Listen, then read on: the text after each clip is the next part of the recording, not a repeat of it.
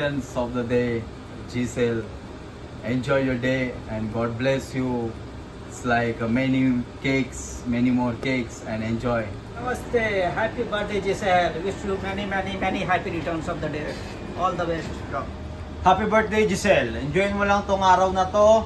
Magpakasaya ka lang, kumain ka, enjoy, mabuhay ka hanggat gusto mo. Ciao. Happy birthday, Giselle. Happy birthday, Mrs. A.